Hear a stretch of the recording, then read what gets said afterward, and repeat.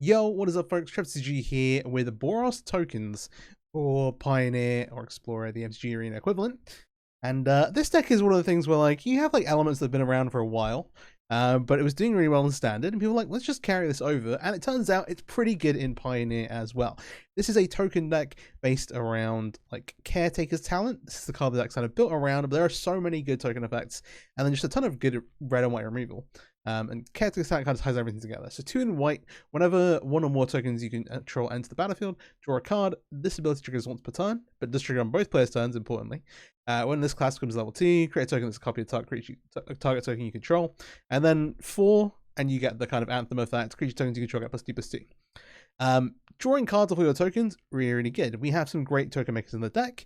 Some of them kind of like less powerful than others necessarily, but still doing really good things. Let's start with Caretaker. Down at 2 mana. 1 and a white for an artifact. It is a food. You can sacrifice it to gain life. When it enters and when you sacrifice it, make a 1/1 rabbit token and scry 1. Pretty cool. Pretty cool. So having some just like inbuilt life gain makes you very nice, like puts you in a really nice position versus some of the red decks and aggressive decks in the format. Hey, and you get to come up with the round of blockers. The cool thing about Caretaker, especially with Caretaker's talent, is that you can sacrifice it whenever to get the extra tokens. You can do it on your opponent's turn, get a card from the Caretaker's talent on both players' turns and kind of trigger it that way. Super, super nice. It just kind of like gets you through the game and helps you start massing tokens in play. We then have Fable of the Mirrorbreaker, probably the best token maker in Pioneer, even though it's not normally used for that specific purpose. These tokens make treasures. Okay, sweet. You get the draw discard, and then you also like, hey, you've got the reflection element. Of, okay, this card's incredible. We don't need to go through it a ton. Alongside this, we have 2 copies of Wedding Announcement. Again, I've seen a bunch of sideboard play in Pioneer kind of since like the cards have been printed. But here's like the main thing we're doing is still really, really good. Being your end step, put a counter on it. If you attack with 2 or more creatures, draw a card, and then otherwise make a 1/1 human creature token. Which, if you've got Caretaker's talents in play, also draws you a card anyway. So hey, and then again, it flips into an anthem. You can mass a lot of power up pretty quickly. Once these start flipping, you get to start activating Caretaker's talent. These are all cards that scale really, really well into the late game, and we have some like adding removal to keep our opponents honest. I guess. Another just really, really powerful and just like another card that just again hoses aggro. The Wandering Emperor, 2 white with flash, of course. Activate loyalty abilities when you flash it in as an instant. -1 make a samurai token. Again, drawing cards of Caretaker. The token generators are good with Caretaker's talent. We kind of get it. -2 text on target. Taps creatures to gain 2 life. Obviously, again, this deck is very, very good. Pushes against aggro. I'm going to say that now, and we're just going to lose to aggro repeatedly in the matches, but we'll see how that goes. And then +1, hey, you get to give a creature +1 counter and a first strike. But yeah, excellent card. Again, this is a deck that wants to play on both your turn and your opponent's turn, which is a little weird for a token strategy, really. You have all these sorcery speed things, but you have this really nice like flash game plan with the Wandering Emperor, like the Caretaker being able to activate all lines of speed removal, and then one other card that kind of helps this strategy out, and that is High Noon. This is a ruler law effect. Each player can't cast more than 1 spell each turn, but we can cast and activate stuff on both our turn and our opponents. Not only that, 5 mana to sacrifice it, deal 5 damage to any target. Hey, later on in the game, it's a removal spell. It means it's not dead if you draw multiples. And also, this coming down on turn 2 means like decks like Phoenix has had to kind of like fall off a little bit. But even like the red decks not being able to cast more than 1 spell a turn really limits what they can do, because they're playing like more heroic style builds rather than less burn focused stuff. High Noon really, really shuts them down, which is super, super good. We then have more removal. 4 copies of Torch. Excuse me. 3 copies of Torch Tower with 3 copies of March of Elderly Light. Torch Tower being able to exile is really nice. We have plenty of tokens to sacrifice. Notably, also, if you sacrifice Carrot Cake to this, you do still get the token, which is pretty cool, even if you don't get the life. March deals with a bunch of different stuff, hits artifacts, creatures, and enchantments, so it gives you some nice vulnerability, especially with like the 5-color Niv deck being more popular with a bunch of enchantments, things like Enigmatic Incarnation, even though it's a bazillion mythic wildcards. But it's still like played a bit more online. Really, really solid, as well as just being incredible versus aggro. 4 copies of Get Lost, hits Planeswalkers, makes it better versus like Teferi type stuff as well. And 1 copy of Lightning Helix. Again, we've got a bunch of ways to gain life in the deck, but Lightning Helix again, just more early removal, more early interaction. And then 3 Sunfalls. These are really important versus decks like Mono Green or more mid-rangey stuff, where you're like, okay, I just need to clear the board. We have a bunch of ways to then make tokens, or like after kind of recover from board wipe. You also make an incubator off the back of this. The incubator might also just win you the game by itself. But yeah, the thinking here is you're playing like a bunch of removal, a bunch of token generators, and then to kind of like win out those controlling matchups where your opponent's doing like blue-white control stuff and gonna slowly run you out of the game, you land Caretaker's talent, you get to start having like a repeatable source of card draw, and similar with like winning out with Fable, you get to filter away these like removal spells to make sure that you hit like gas and more token producers. Anyway, it's an interesting way to look at it. I'm going to play some best of 3 today, so I've also got a mana base, but actually this is a deck where I've got a sideboard, but this is a deck where the mana base is very important. We'll get there. Let's start at the bottom, the Sunken Citadel. A card that mostly sees play in mono green at the moment, for like Nykthos combo type stuff. But enters the battlefield, choose a color. So like, hey, it fixes you for red or white in theory, but does enter the battlefield tapped. Add 2 mana of the chosen color to activate abilities of land sources. And what we're doing with this largely is Fountain Port activations. So this basically gives you like a 1 mana discount on Fountain Port, to sacrifice tokens to draw cards, make tokens, make treasure tokens. All modes really, really good. Fountain Port, another reason why this deck is really, really good. We also have Field of Ruin. Pretty nice versus like Nykthos stuff. Being able to activate this off of just the Sunken Citadel as well makes it a bit more mana efficient for you and makes it more effective. And then also we have Westvale Abbey. We're going wide with creatures. Why not turn them into a flying lifelink indestructible haste 9/7 creature and just blow our opponent out of the water with it? Is if you flip this in any like aggressive matchup, it's just like lights out. It's indestructible. It doesn't protect itself as exile removal, so just bear that in mind. But yeah, and don't Sunfall with it out and think it'll live. Yeah, I guess. And then also it does actually discount like a Django and Castellana Mill as well. So it kind of slices, dices, does everything. But we're playing like a decent number of colorless sources plus these with tap lands, even though we don't necessarily need to be casting these spells like absolutely on time, unless versus aggro matchups. Like it is a little costly to do this. Anyway, as I mentioned, we're going to be playing best of 3 ranked today, and so do you have a sideboard here? We have 3 copies of Portable Hole, additional removal for like aggro decks. The 4th copy of High Noon for the decks where that's really good, really talking about like the blue-red spells type stuff, whether that be Phoenix or some other variation. Ibanez Recruiters let you go like aggressive versus some of the decks where you just need to put a clock on them. Things like Lotus Field where you just need to, and another decks like combo decks where you just need to kill them as fast as possible. Recruiter really lets you speed it up a little bit, and also like can give you like, it does have like 2 halves to it, but here you're really trying to use the haste ability to kind of beat down and finish your opponent. Chandra Awakened Inferno is pretty cool, and it acts like a wrath effect that then also ticks up and will finish your opponent off. It also notably can't be countered, but -3, deal 3 damage to each non-elements creature, and then kind of like will slowly kill your opponent. Divine Smite. Specifically versus like black decks, it's just like a 1 and a white exile target black permanent. It's really, really nice. In theory, and you're really not going to be playing this to face things out, but hey. 2 copies of Rest in Peace for Graveyard Hate, 2 copies of Dare's Judgment as a 4 mana wrath to just blow everything up, and then 2 copies of Thought Not Seer. We're playing all these colorless lands, hey, versus those combo decks where like we have High Noon, but where the High Noons aren't good enough, or where they have like Besages and things like that, we need some other way to interact with them. We don't have access to like Thoughtseize. Let's bring in these Thought Not Seers. Yeah, we have like a reasonable number of colorless sources with which we can Thought Not Seer off of, and this is really cool like extra angle the deck has going on. So that's the sideboard. Let's hop into some ranked matches. If you're not already, please do subscribe to the channel.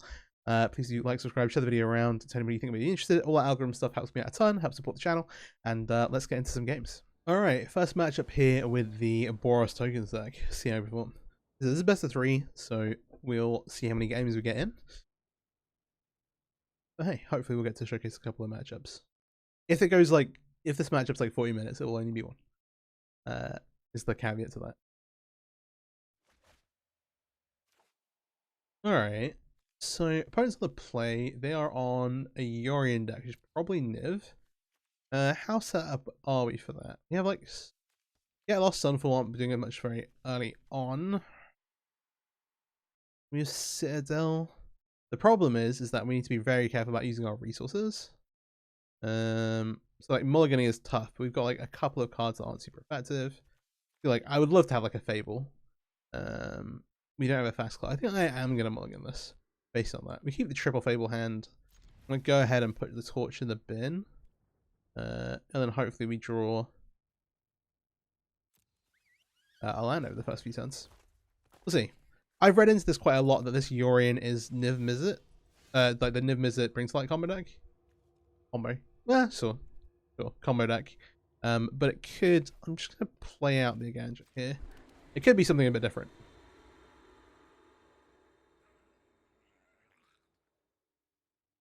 To be fair, I don't think they're going to buy that we're mono white based off of it. They may not act differently. It's just like, hey. It could be on something like Mardu Orient build as well. That'd be kind of cool. I'm just going to play out the High Noon here. Prevent some shenanigans. May come back to bite us a little bit later, but hopefully we'll be able to at least slow down their development a little bit. They have Shadow Sanctum to Fable, so it looks like they're on some kind of Mardu Orient build. Okay. I'm going to mirror this back. We're going to play our own Fable out here.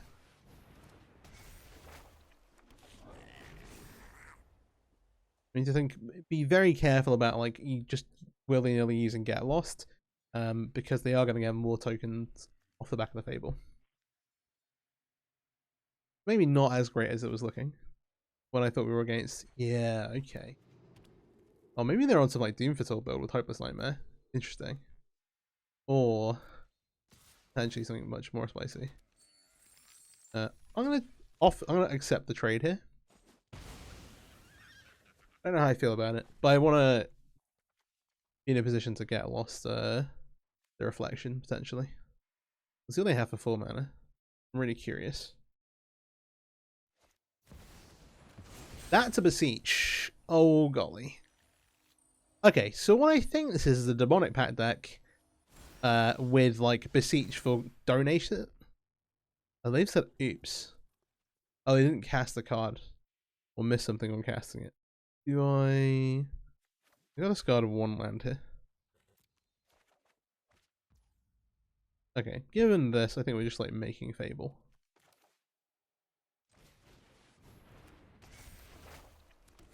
Well, I'll play this and call white on it.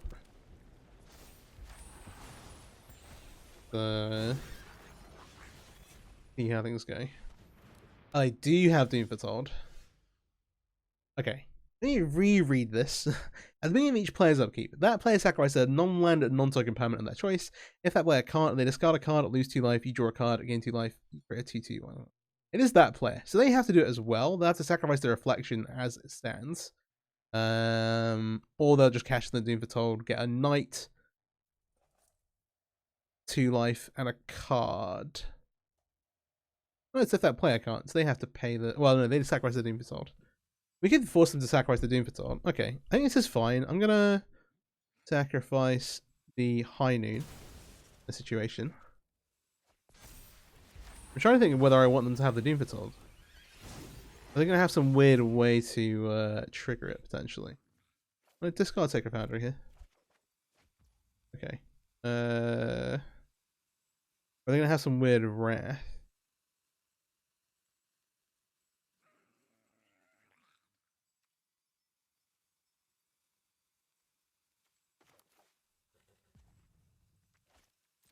Let's attack. If they block. If they block, then they're like cashing the Doom Foretold. If not, they're sacrificing Reflection anyway. We have...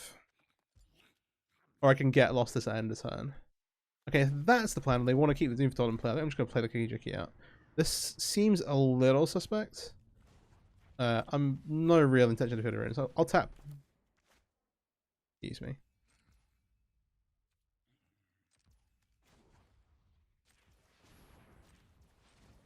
I'll do this. We'll see. Yeah, they made a mistake here. I'm fine with this resolving. They have to sacrifice. Depends what they play. If they have like a Wrath effect, they're in trouble. I'm curious. They could have been beseeching for Doom Foretold.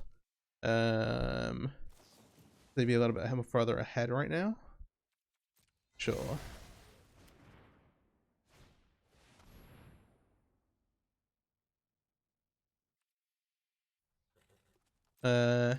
Treacherous and Blessing lets them draw a bunch of cards. The idea behind this is that they draw 3 cards and get sacrificed to Doom Foretold.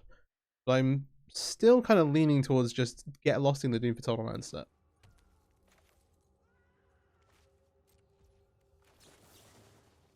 We'll leave them this is in play, because the downside to it is whenever you cast a spell you lose a life. So we'll try and kind of clock them here. I'll discard the Citadel, but I'm going to keep... I'm gonna keep the fountain port. I think over the course of the game it should be better. Go to combat. The fountain port is worth multiple cards, and we can just sacrifice these tokens. Same guy. They have a bunch of cards in hand, but like limited in stuff they can cast, and it does hurt them a little bit. We don't have like a super fast clock though. Hopeless Nightmare. I'll respond to this. I'll sack a token to draw a card. Okay, sure. This resolves.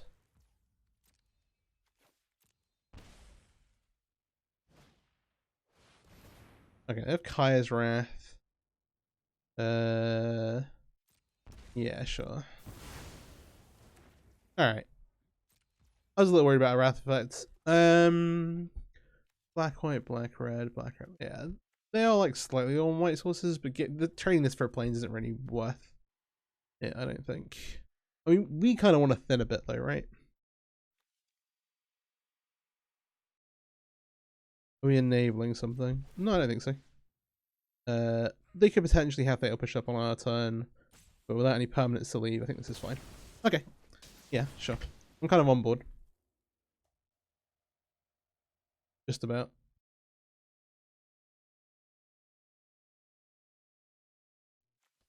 We have 2 basics left. Okay.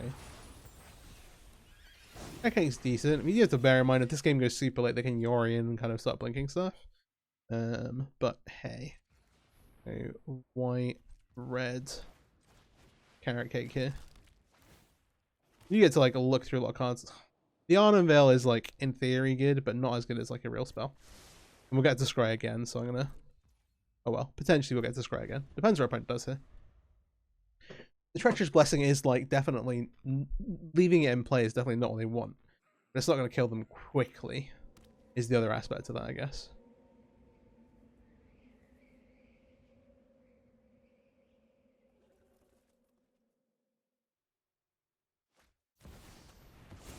Okay, now they get to sacrifice that. Yeah. Now what are we tearing for?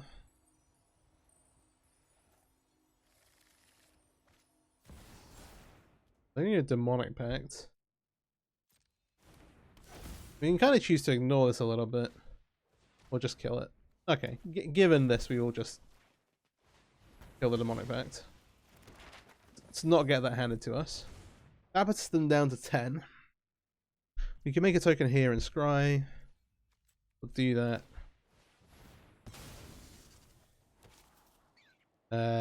We'll keep the bonus Fable, sure. I think we're playing into this. Yeah.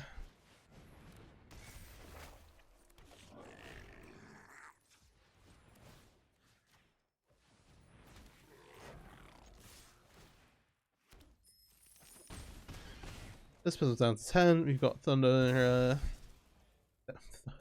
Fountain Port activation floating here. Yeah, I said like, oh yeah, if this is a long game, then who knows what will happen. It's gonna be a very long game potentially. They're on 6. Alright, I'm gonna make a token here.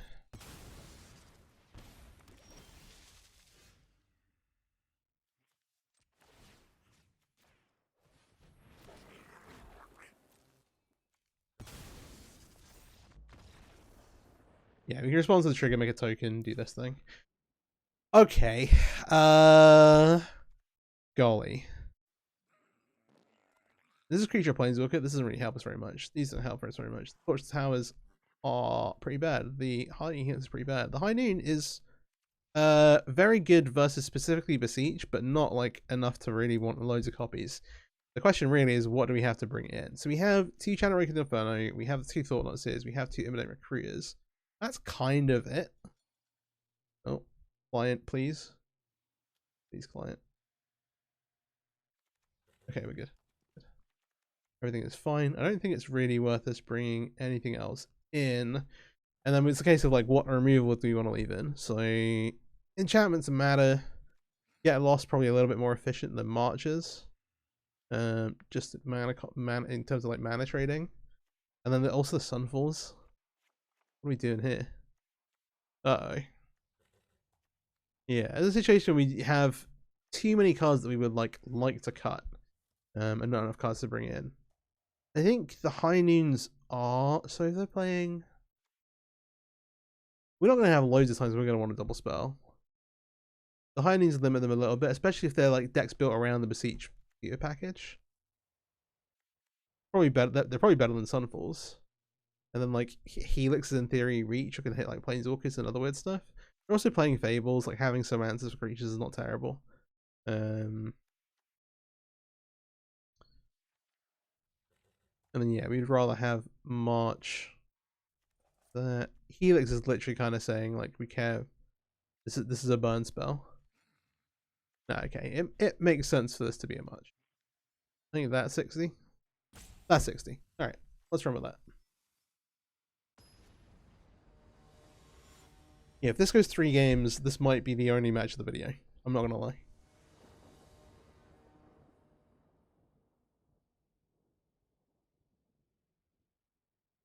But at least it should hopefully be a sweet one. In before I punt here. I'll find a way.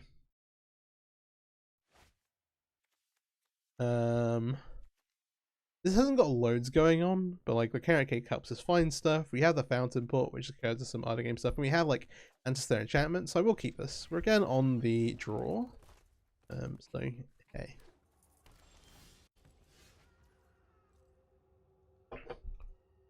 The High Noon prevents a lot of the crazy stuff. The thing with Beseech and where this stops it is you have to cast Beseech and then it casts the card that you find. So this stops that. No thoughts is we do have Hopeless Nightmare. I think at this point we just pitch the Otherworldly Light. Yeah. I'm happy enough with that. Okay, we immediately draw the second copy of High Noon. We'll hopefully get sacrifices at some point. I will Carrot Cake now. And then High Noon on turn 3, unless we like find a Fable. This can go on the bottom. Alright. Just start playing out onto the board. The other thing to consider is that there are going to be some games where they get to flip Doom Foretold, and that would be bad for us. We'll have to deal with that.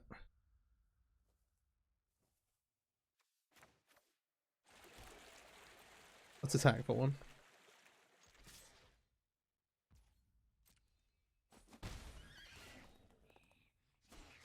So they've not shown us a white source. That doesn't mean they necessarily don't have one. I think I'm most... yeah. Let's run a High Noon out here. I think worst case scenario, they have like a Doom Foretold and they want to... ooh, interesting. Got a response. Oh, they're gonna remove the Wabbit. They're gonna torch the Wabbit. Oh, it's a Scry too. Okay, it's cute. Does tell us they maybe don't have a Doom Foretold and are looking for a white source though. If they're not worried about insulating it. Alright. Sure.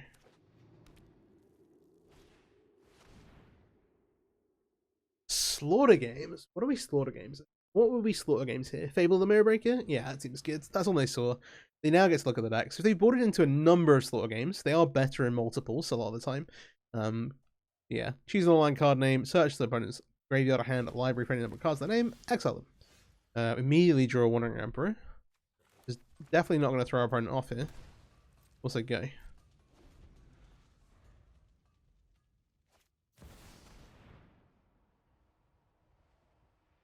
So we can let patch resolve.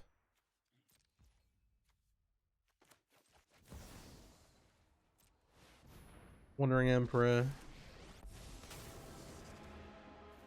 Make a token. Who harms my people must contend with me. Let your blade do the talking. Alright.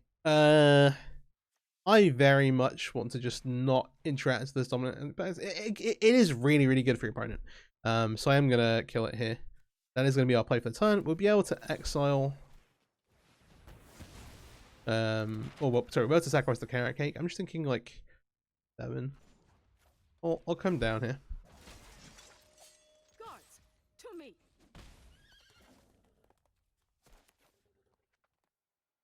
Yeah. Yeah, if we're discarding something, we're gonna discard the High Noon. Hopeless Nightmare. They know we have the backup High Noon, but this maybe lets them beseech again. See, they got 3 cards left. I think we just slam Thought and see if we get to untap. They might have not a lot going on.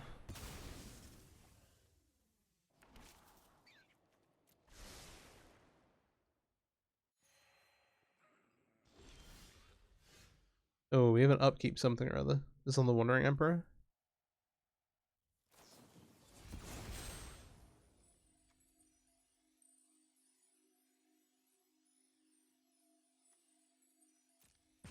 Sure. Still have much to learn. Okay, it's not sacrifice as well. That is their spell for the turn. Given we drew warning announcement, I'll just, well, it makes sense to slam Thought Knot here. Take any potential Wrath effect out of my hand or anything particularly worrying. What do they have? Rite of Oblivion or Angel of Wrath? They need double white for this. They have 0 sources right now. I'm just going to take the right, because that's the one they would be able to cast. The Angel's good, but they're going to die to these, I think. Yeah, that'll do it. Nice. Alright, alright. Got room for another match, I think. That went pretty well. It is sweet to see the Demonic Pact deck, though. I was like, wait, is that what that is? Yeah, it is. This is a really solid hand. We didn't actually get to see Caretaker's talent at all there. But we will go ahead and keep this. The removal light. So, depending on the matchup. Ooh, Island. Untapped basic island is a little scary. Fairy. Oh my. Ooh. Okay. I'll Citadel on white with intention to play this on red. We'll see how this plays. We got some ninjas. That's what we're up to. Don't know if blue back or mono blue. Could be doing like Kaito stuff. Could maybe not be. But we're not super well set up for this, I'll be honest with you. Mutavault, replay the Ornithopter. Ornithopter, the like best ninja card. Swag animate this. So yeah, we make the carrot cake. We have then got a blocker for the hacker potentially. This High Noon is going to go away. We just don't have time for it. We just need to try and find some more spot removal. And yeah. What's the worst thing they can have at 3? Well, okay, cool. So there's the blacks. The worst thing they can have at 3 is Kaito. They're gonna fatal push here. The hacker this time they at least have to like loot with. We are just gonna slowly die maybe. Well, not that slowly. On 12 here. I think Fable. Fable better than Wedding Announcement? Yes, let's just loot away some of these more expensive cards. What am I talking about? I was like, well, it makes a 1/1 this turn and next turn, which is potentially better. But like, what are we doing? What are we doing here? Yeah, we'll offer the trade with the hacker. Expect this to get ninjutsu'd. So for 3 mana, they could get Kaito. It's another hacker. Okay. All right. They didn't activate the Mutavault either. Definitely feels like they could have something else going on. They get to draw. We're at 9. Second Fairy Miscreant, and that means that this one draws a card. Replay the Ornithopter. 4th land. Now we could be in real trouble. Okay, so we don't want the High Noon, we don't have time for it. The Wandering Emperor in theory we could play here. Does give us an opportunity to get like blown out though. And the Caretaker's talent we're also like a realistic situation with. Flying. Effectively gives like a ninja flying.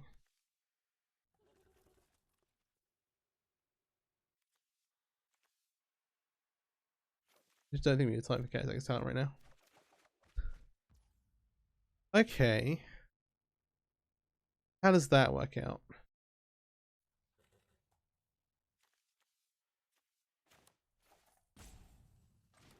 Alright. I'm gonna shock and pass here. We have Lightning Helix and we have Make a Token.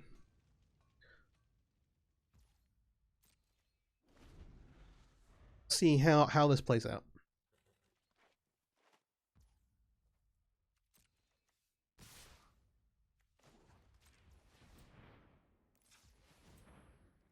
Do this thing. This gains us some life as well, which will help. Hopefully. We don't need the bonus sunfall. Hopefully one sunfall is good enough to get us there. The block is. We'll clear blocks like this, and then we'll see what ninjutsu stuff they have. We have a lightning helix we want to cast.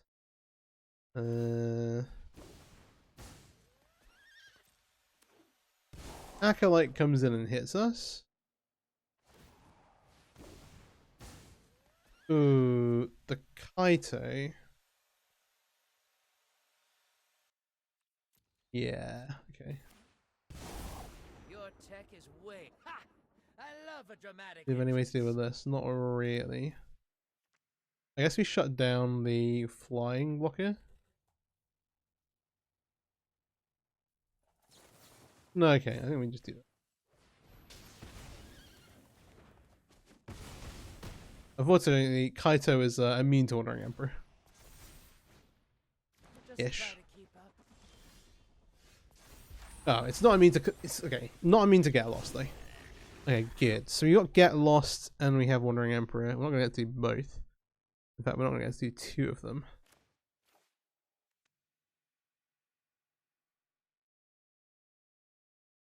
We have to do this beforehand because on their turn entirely, it gets hexproof.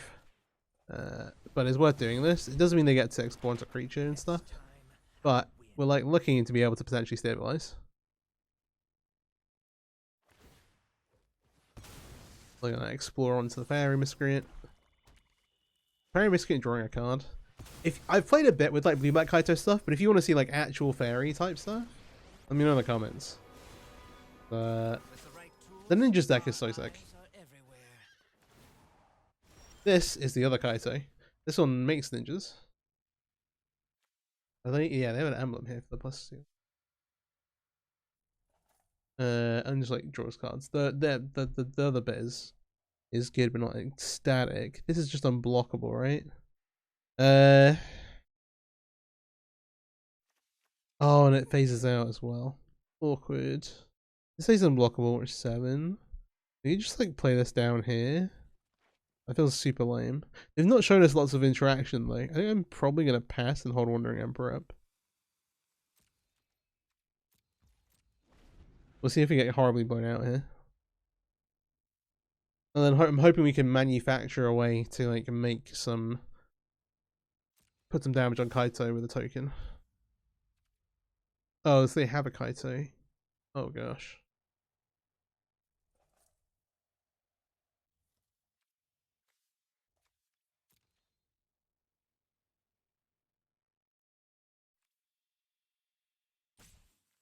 It has to be an unblocked attacker, right? Yeah. Alright, I think from my perspective, so they can put the Kaito into play attacking the Wandering Emperor, but that's giving us more life. Us getting more than one activation of the Wandering Emperor is, I think, a pipe dream. I'm going to do this. We're still, in theory, before blocks here. Alright, so now we'll go to blocks, and then once we pass blockers, they can ninjutsu. It's annoying. You go to 3. They're gonna emblem again. These ninjas are just getting bigger and bigger. I know something you don't know. Ornithopter to. You have Torch. Torch can snipe this Kaito. We do Wallace. They're on 3 as well. Actual just awful. Actually, we're just dead to this thing, right? I need a block of a Kaito. So, oh, also they didn't attack with this stuff. They can animate Mutavault as well. We're so dead. You need a land here. If we cast, make treasure tech, you just died at this, right?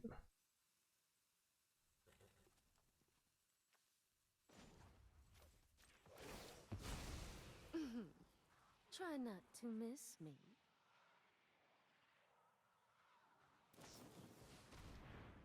Ooh, they have a flip at Drowner. I don't think we can beat that.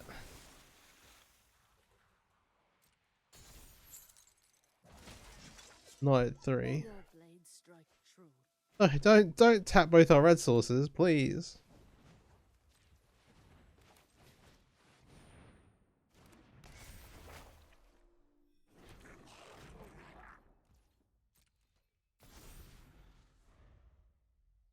Oh, did you have on a token? We might have to sacrifice a reflection here. They're not animating Mutavault. Quick.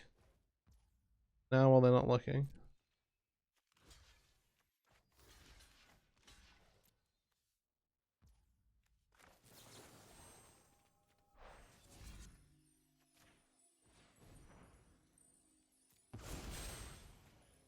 Say it's done for another turn. That's okay. Wandering Emperor doesn't get us anywhere close to out either. No, nothing really does with Kaito, unfortunately.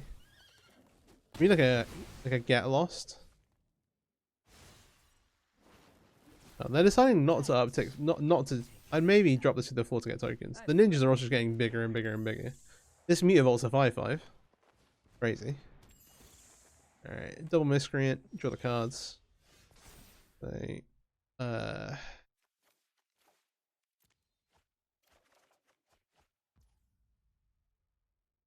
this gains us 3 life. No, they just animate Mutavault. We're dead to Kaito or this. Alright. We can play both of them. Oh, not and gain 3 life. Yeah, okay. I'll play it out.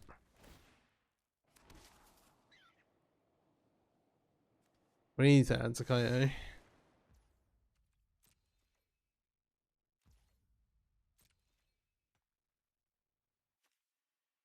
Yeah, so this gets to make a block and another unblockable ninja this turn. That'll seal it, I'm sure. Alright, okay. Game 2. Okay. This is only give us the Planeswalkers, but it's really give us the Planeswalkers. I'll pull it in for now. The days are like, oh, these didn't look like this version and this version when I had them in the sideboard. But I think this was just disguising the Foundations one. The challenges answer things but need to resolve. But do like okay outside of it. So from our perspective, ninjutsu, you don't really need to cast a lot of spells in one turn. In fact, like, yeah, you're not. So I think the high noons are pretty bad from our side. We also need to lower our curve a little bit. The Day of Judgments again are not fantastic. I'm not gonna lie. But they are more efficient than the Sunfalls mana wise. We need to cut 5 cards. The wedding announcements are just too slow. Do I expect Caretaker? These all stay. Caretaker's talent is the point in the deck. We've not played with it yet. Maybe the challenges are a little too expensive. A little too clunky. The upside is that it just kills them. Is the upside. We bring in Day of Judgment's Wrath at the board. Wandering Emperor. Wandering Emperor is awkward. Maybe 4 copies too many. Okay, now I'm like, okay, what are we putting back in? It does like uncounterable wipe stuff, then has more upside than when.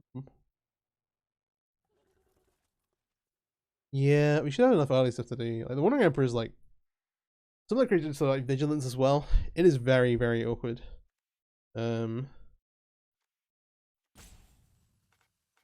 torn. So like really what we're leading into doing is just putting this back in. Alright, okay, no deal. Sure.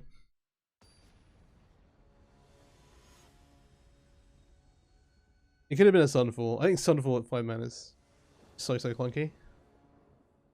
But I'm saying that while putting in the challenges. The challenges are uncounterable, which is important I think in this matchup. They're gonna have like Spell Pierce and that kind of stuff. And then also like in theory we should hit our land drops. We got a little unfortunately. The challenger again then just kills them. The upside, whereas the Sunfall's kind of are like, huh? I mean, you can play the challengers proactively if we end up wrapping a board into the challenger. And being good there. Okay. Slower hand from them. I'm gonna take talent. Which looks like they're gonna play for a long game then. I'm just gonna cast the carrot cake. We'll get out onto the board. Okay, we'll bottom this, try and find like one of our bigger payoffs. We have Fable. Fall.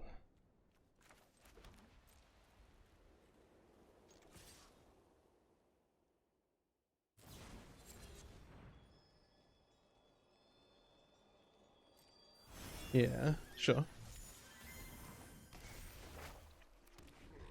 They knew they had the Fable, so making this play seems really awkward. Well, not awkward, it just seems worse than bad to the Fable token. This starts making treasures and stuff. If you have like another answer for this, it makes sense.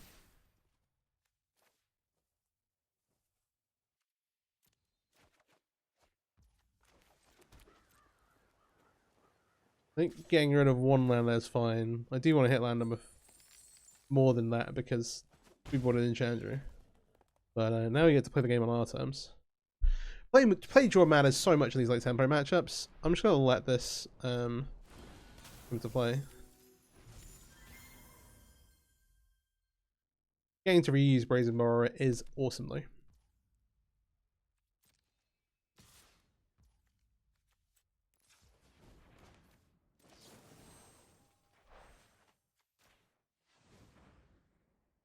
I'm torching before blockers here, so they can't ninjutsu.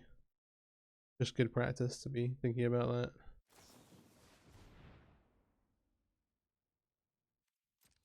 I think Athegus Resolve. I'll put this on top.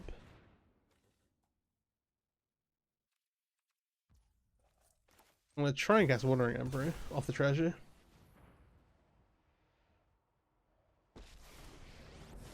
One of those things where like if they have another interaction piece, then they're not gonna ninjutsu this. We burned through a bunch of stuff. But okay. Maybe get to live with it. Let's take that. Leaves us with the torch.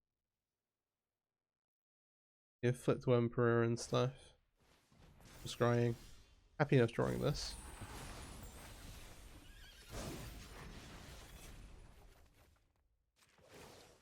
I would quite like to proactively feel that, well, if they get to the point of being able to activate Horde of the Sun Giant, it's a problem. We don't want to enable Fatal Push while they have Reflection, that's for sure. So we'll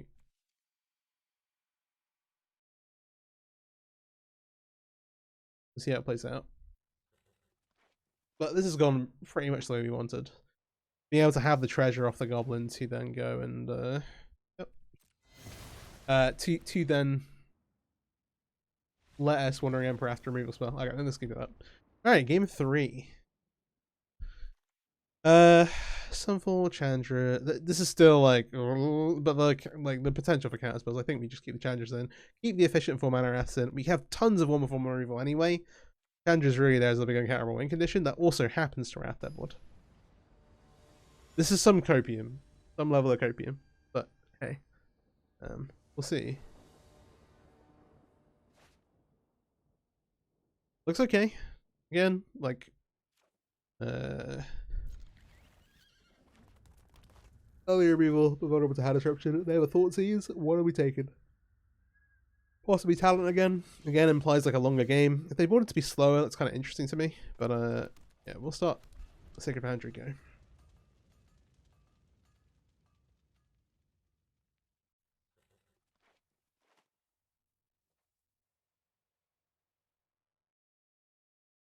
Caretaker is like a baseline turn 2 play. It's just so nice. Just like, hey, develop a little bit. It'll give you something to do later on. Get to do a bit of scrying. I wonder. Okay, I'm gonna take the cake. These was all the removal. And if it was a question, I am gonna portable hold this. Just giving them attackers when their ninjutsu deck is bad, but then also miscreant if we even play, they might just play another one and draw a card. Like, we don't want that for sure. Like getting information on which side I want to play this on with these white. Oh, I'm just gonna Fable. This if resolves, it's really good. With a high payoff one. And they're like a Brazen Borrower or something here. Looks like they do in fact they wanna bounce our token rather than cast it.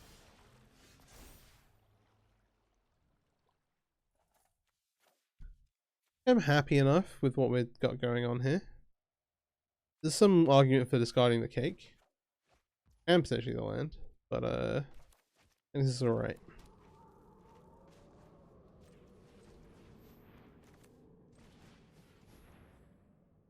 They have Mutavault, there's some stuff going on. I love Westphal Abbey, but not now.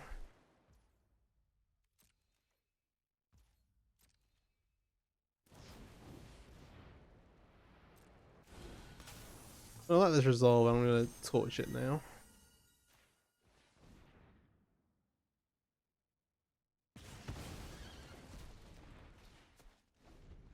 In theory, could use this on it, but the life may matter. We don't need to be impatient.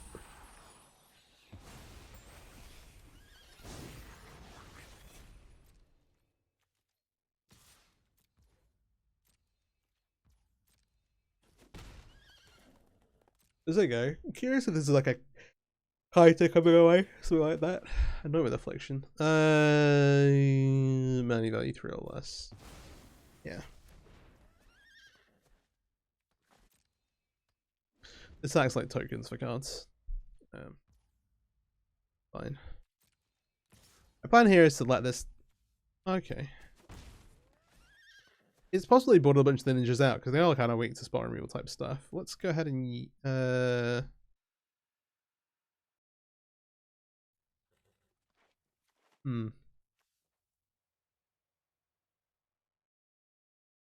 No, sure. Let's go ahead and do something. I would like to scry now, find a good card early.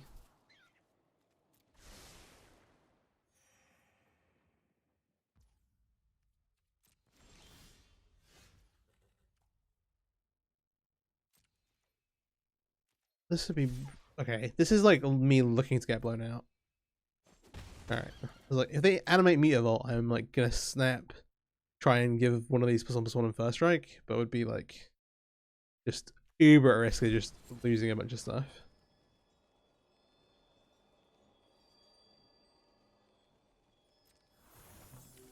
That's a cool play. Get them a card. They kind of need to. Yeah, it's weird because like you can just cast the Brazen. Oh, they have a Drowner here. Interesting. Okay. I'm trying to think if that changes things. I'm going to try and use this position to turn the corner. They're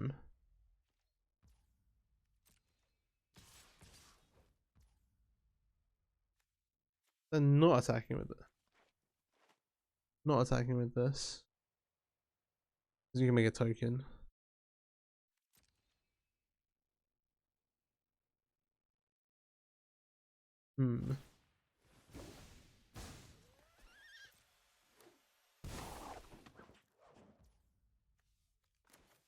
We'll try this. Finally, I'm home.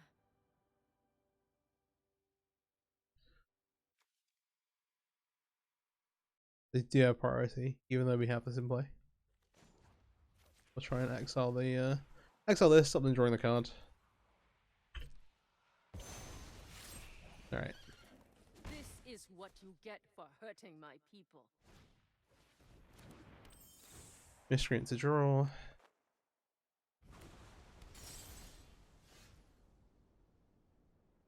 We have Day, which is like kind of tempting.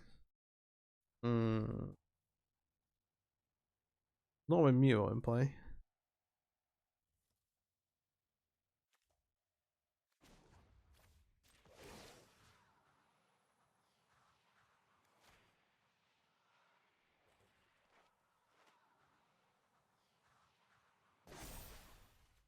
Remember your training. Gotta accept one of the flies with this. Just protect our Wandering Emperor a little bit.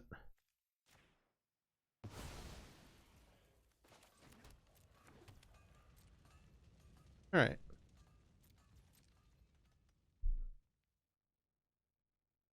Oh, they've got another petty theft. No, okay. Well, they might do. They're very close to activating this whole of Storm Giants, which is a little scary.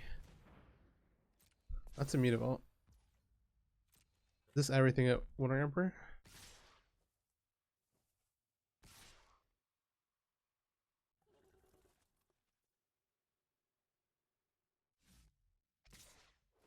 Okay. So I'm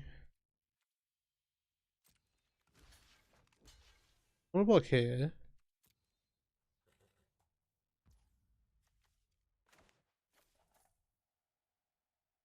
feels really weird because I know that they have the day, but if they're expending this amount of resources, I think this makes sense. Yeah, it's gonna take one here. The Meteor Vault's also like, I'm happy to trade with it because we want to keep them away of activating this. It's fine.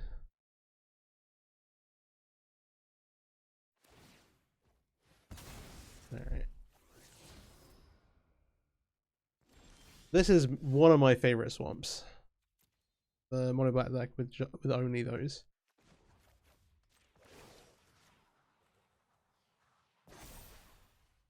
We've got the edge in this fight. Alright, potentially they can explore here and do stuff. I'm gonna play land 6. Say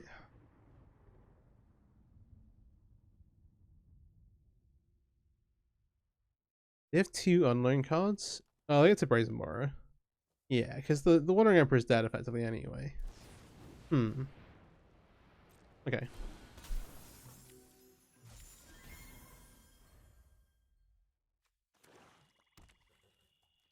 We're on 11 too.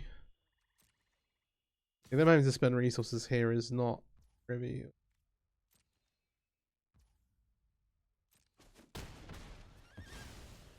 One land off, the one land off of activating all the Storm Giants is throwing me. I won't lie. Fatal Push in the bin. Yeah. I'll make a token here. Maybe like a high life total. That number can drop quite quickly. Field of Ruin's good. We should be a little careful with it.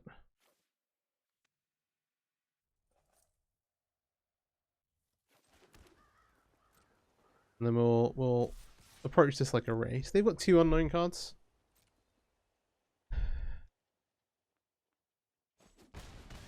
So they don't want to. If we get to, for whatever reason, like Field of Ruin, the Storm, hold the Storm Giants on our turn, because at the moment they can just. Oh no, they could have gone for it here potentially.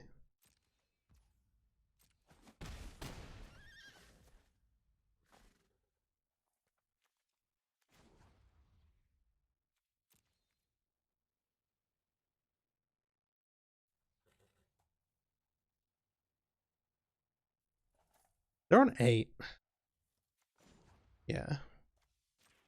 Let's keep being aggressive.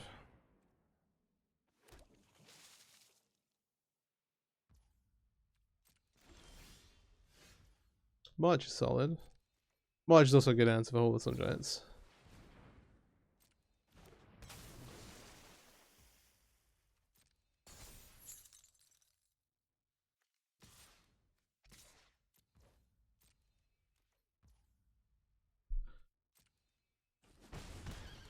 We got 6 here. They don't have the mana open, so I'm going to do this now.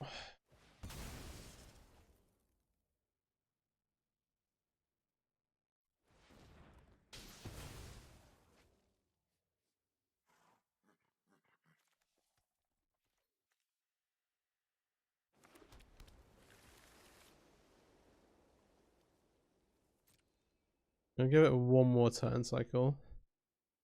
They will maybe consider sacking to draw a card and then wrathing the board.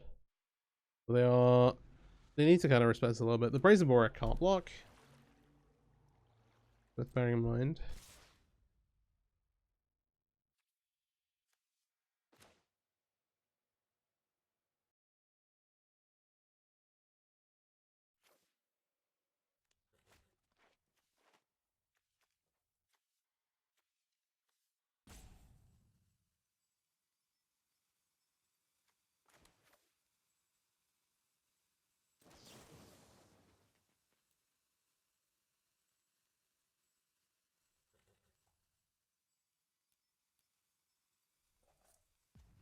No, let's do this.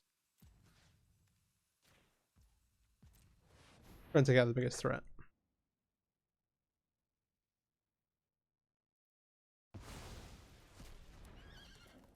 Them the bleeding the most. They can like trade here if they want to. We can also make a token and block. Both these things are fine. What else do they have? They've flooded out a little bit. They've also explored a couple of times, which leads to that a little.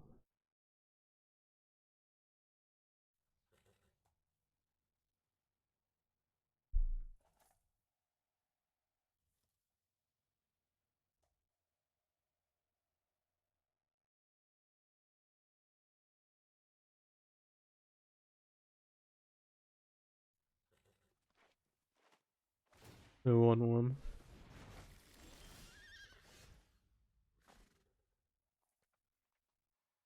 They shuffle it away. Alright. We're 11, they're at 6. We could die to some kind of flash threat here. Very quickly. Very soon. Aether Gust. I'll leave it on top.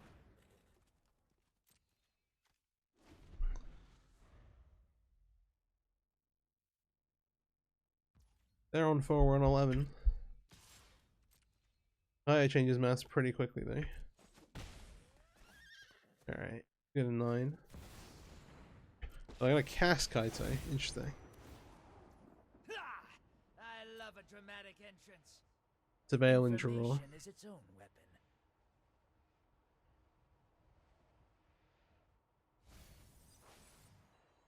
Okay, so they wanted one of the cards they saw.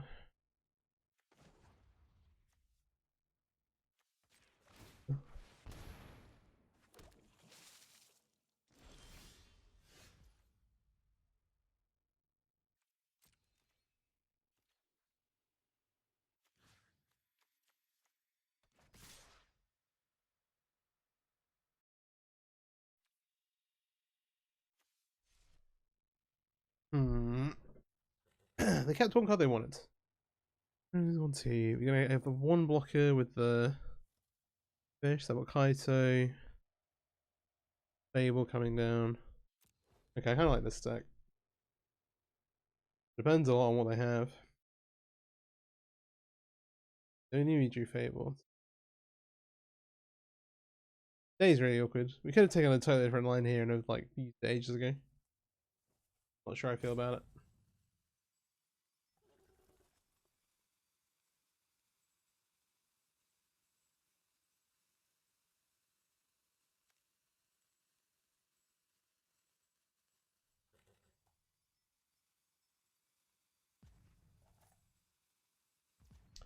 They're deep in the tank. Pass. Alright. Fable. And we're on 8. Alright. You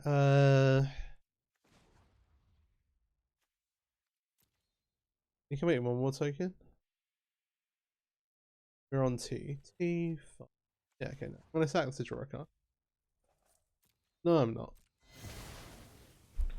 They're on T. You can make another blocker.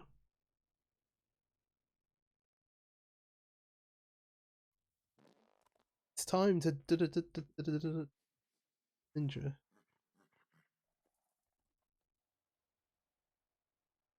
Oh, they have a Drowner. No, Brazen Borrower. Okay. They're all in for one last attack. They decided not to cast. If they cast Brazen Borrower there and have draw a removal spell, then we die, right?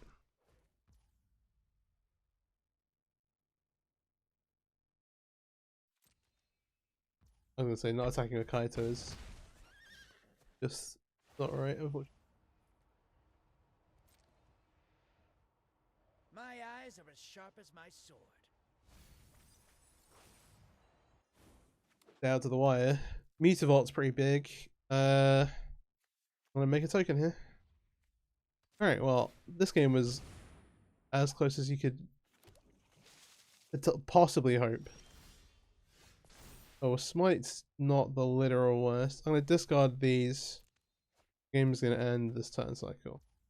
Alright, Torch is good. Go to combat.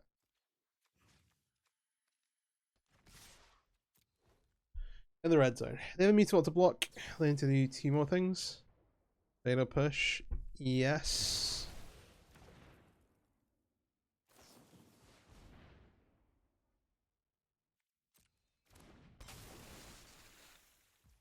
Ground is too late.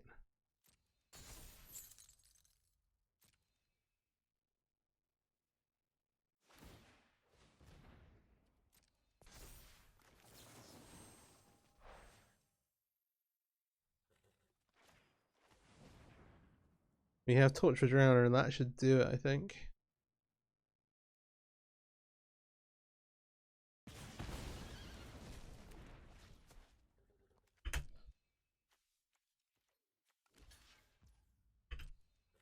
Unfortunately, if they played the Drowner pits pre-attacks, then I think they maybe get us. But yeah, we totally have time for another match in Sue's 35-minute, 45-minute match there. Yeah, super sweet but close game versus Ninjas there. Kaito is an absolute house. If you want to see more of that deck, I've played a bit of like the Kaito Blue Black Ninja deck before, but if you want to see it again, let me know. Also, yeah, hey, do you have a video out with it on the channel too? Kaito fits in some pretty awesome shells and is good in like, and I've seen people play it in Modern. It's obviously great in Standard. It's pretty solid in Pioneer. But this Tokens deck is really, really good. We saw there in like three different matchups. The Demonic Pact deck we saw also super sweet. So let me know if you want to see something like that as well. I love the Demonic Pact stuff, and I love the Beseech stuff as well. We've done some pretty fun things with Beseech as well. From like paradoxical outcome to, well, you know, 8th Flux Reservoir. But yeah, deck is very, very solid. super consistent. Lots of early removal for the aggro decks. Lots of like ways of card advantage, like enough card advantage, I would say, versus the control decks. Like you're still like relying heavily on the Caretaker's talent. I was really worried when they got Thoughtseize there, in the whole match. But yeah, super impressed. The hiding package has been like pretty good. The tokens are just, they're all like individually like pretty solid cards, but then Caretaker's talent puts them like all way over the top, even though we didn't get to see it there. And like you see how much work Fountain Port does to the land as well, especially with the Sunken Citadel. Reduce the costs. Like the deck just plays super nicely, super clean. Love the sideboard. I really like that you can board into like the Thought-Knot Seer plan when you don't have interaction with combo decks. We brought the challenges in there for better or worse, and we didn't see them, but hey, there's some options around as well. So yeah, hope you enjoyed the video. If you did, please do like, subscribe, share the video around. Again, all that stuff helps me out a ton, helps support the channel, helps you want to keep posting videos. And yeah, thanks for watching. Peace out.